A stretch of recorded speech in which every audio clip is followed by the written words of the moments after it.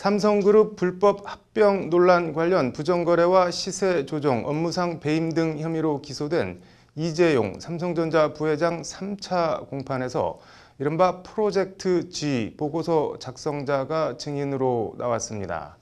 이리때를 만나 이러지도 저러지도 못하다. 오늘 뉴스 사자성어는 낭패 불감 얘기해 보겠습니다. 프로젝트 G는 이재용 부회장의 삼성그룹 승계와 관련된 문건입니다. 삼성이 이재용 부회장 승계 계획을 사전에 마련했고 이런 계획에 따라 이 부회장에 유리하게 제일모직과 삼성물산의 합병 작업이 진행됐다는 것이 검찰의 판단입니다. 이 과정에 거짓 정보 유포, 중요 정보 은폐, 주요 주주 매수, 국민연금 의결권 확보를 위한 불법 로비, 자사주 집중 매입을 통한 시세 조정 등 회사 차원의 불법 행위가 있었고 이 부회장과 미래전략실이 관여한 것으로 검찰은 보고 있습니다. 서울중앙지법 형사합의 25-2부 심리로 열린 오늘 이 부회장에 대한 3차 공판에는 프로젝트 G를 포함해 다수의 승계문건 작성에 관여한 삼성증권 전 팀장 한모 씨가 증인으로 나왔습니다. 문건 작성 경위나 취지 등을 묻는 검찰 신문에 한 씨는 상당 부분 정확하게 기억나지 않는다는 취지로 답변했습니다. 먼저 2014년 7월 작성한 그룹 지배구조 이슈 문건 관련 검찰이 고 이건희 회장이 같은 해 5월 쓰러진 것을 고려해 2012년 작성했던 프로젝트 G를 업데이트한 것이 맞나라고 묻자 한 씨는 정확한 상황을 기억하지 못한다면서도 요청에 따라 문건을 작성했던 것 같다고 답변했습니다. 검찰은 이에 요청에 따라 문건을 작성했다고 대답했는데 요청은 미래전략실이 했다는 뜻인가 라고 재차 묻자 한 씨는 다시 정확히 기억하기 어렵지만 이라고 자락을 깔면서 이런 것을 검토할 때는 미전실과 대응했다고 답변했습니다. 검찰은 한 씨가 일단 잘 기억나지 않지만 이라는 식으로 모호한 태도를 취하자 본인이 했던 업무이고 경험한 일인데 기억할 수 있는 부분까지도 잘 모른다는 취지로 얘기한다며 잘 기억해서 답변하라고 압박했습니다. 이에 한 씨는 최대한 정확히 말씀드리려 노력하고 있고 오래전 일인데다 이런 검토가 너무 많았다며 양해해달라고 응수했습니다. 한 씨는 그러면서 프로젝트 G 보고서에 삼성전자의 지주사 전환 완료 일정까지 정했다. 법정 상속과 금산분리 규제에 선제 대응하기 위해 지주사 전환을 계획했던 것 아닌가라는 검찰 신문에는 그런 기억을 갖고 있지 않은 것 같다고 답변했습니다. 기억난다, 안 난다도 아니고 그런 기억을 갖고 있지 않은 것 같다는 답변.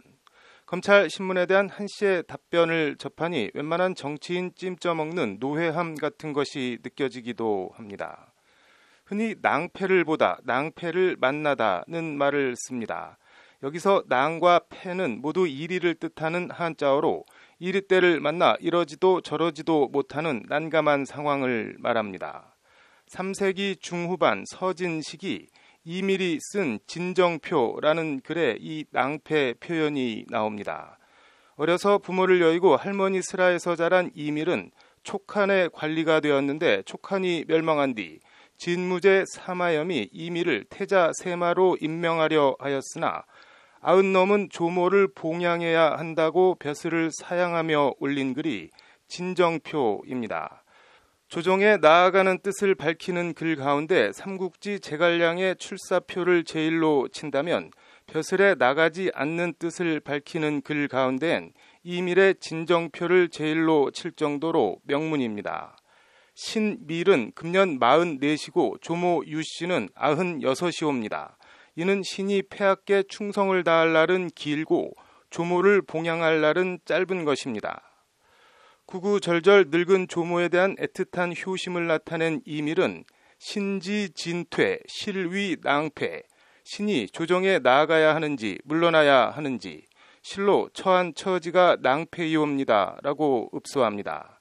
여기서 나온 사자성어가 나아가지도 물러나지도 이러지도 저러지도 못하는 난감한 처지나 상황에 처했음을 뜻하는 낭패불감입니다.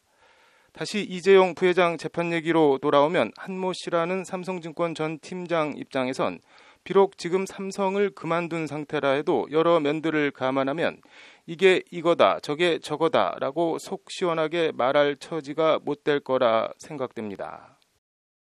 승계 관련 보고서를 쓴 일은 있고 검찰은 추궁하고 이것저것 뒷일을 생각하면 액면 그대로 말하기는 어렵고 그래서 그런 기억을 갖고 있지 않은 것 같다는 애매하고도 모호한 답변을 할 수밖에 없는 낭패불감의 처지라 이해됩니다.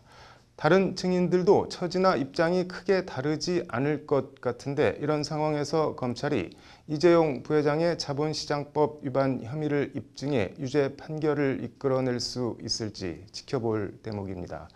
더불어 이 재판과는 별개로 이미 국정농단 뇌물 사건으로 징역 2년 6개월을 확정받고 복역 중인 이 부회장 사면에 대한 얘기가 여기저기서 솔솔 풍겨 나오는데 원칙과 실리 사이 사면권을 쥐고 있는 대통령이 나아갈지 말지, 사면을 내릴지 말지, 어떤 결정을 내릴지도 지켜볼 대목 아닌가 합니다. 뉴스 사자성어였습니다.